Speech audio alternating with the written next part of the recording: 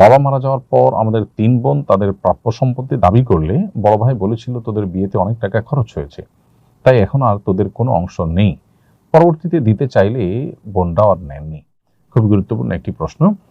অনেক ভাইরা এই কাজটি করেন।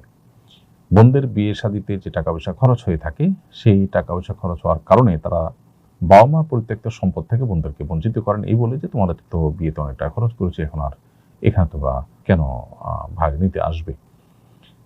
এবং কোনো কোনো ক্ষেত্রে আরেকটি চিত্র দেখা যায়, সেটা হলো যে দেখা যায় বাবা মার চিকিৎসার জন্য কোনো সন্তান টাকা পয়সা দিয়ে তাদের জন্য ব্যয় করেন, চিকিৎসা ব্যয় করেন। তো চিকিৎসা ব্যয়ে নিজের টাকা পয়সা খরচ হয়েছে এই অজুহাতে বাবা মার সম্পদ আমি রেখে দিলাম, অন্য ভাই বোনরা তারা দিতে পারেন না গরিব হওয়ার কারণে, যেন সম্পদ থেকে তাদেরকে বঞ্চিত করলাম।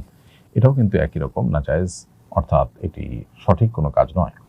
কারণ বাবা যদি বেঁচে থাকা অবস্থায় আপনি ভাই হিসাবে আপনার বোনকে বিয়ে দেন নিজের টাকায় পয়সা খরচ করে, তাহলে সেক্ষেত্রে বাবার আর্থিক সঙ্গতি নেই, সেই হিসাবে এটা আপনার কর্তব্য এমনিতেই বোনকে বিয়ে দেওয়া।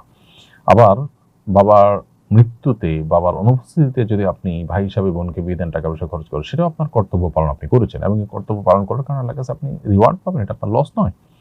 কিন্তু বাবার সম্পদে, মায়ের সম্পদে যে বোনের হক রয়েছে সেটা তার প্রাপ্য, সেটাকে আপনি ওই বিয়ের খরচ দিয়ে কাটাকাটি করতে পারেন না। কারণ বিয়ে খরচ তো বহন করা তার উপরে আবশ্যক না, ওটা আপনি ভাই হিসাবে আপনাদের উপর আবশ্যক। সো ওই অজুহাতে তাদের সম্পদ থেকে বঞ্চিত করা অবশ্যই জুলুম। এবং পরবর্তীতে যদি আপনারা দিতে চান আর বোনরা না নেন, সেই না নেওয়াটা যদি মন থেকে হয়, যে তারা আসলে চান না, ভাইদের খুশি মনে তারা এটা দিয়ে দিয়েছেন, তাহলে সেটা জায়েজ আছে। আর তা না হলে সামাজিক চাপের কারণে, অথবা সিন ক্রিয়েট করেছেন সে কারণে, অথবা প্রথমে একবার বলেছেন সে বিষয়ে তাদের মাথায় আছে সেই কারণে তারা নেন না, এরকম মনে হলে তখন কিন্তু তাদের এই না নেওয়ার কারণে আপনারা দায়মুক্ত হবেন না, যে কোনো মূল্যে তাদেরকে দিতে হবে।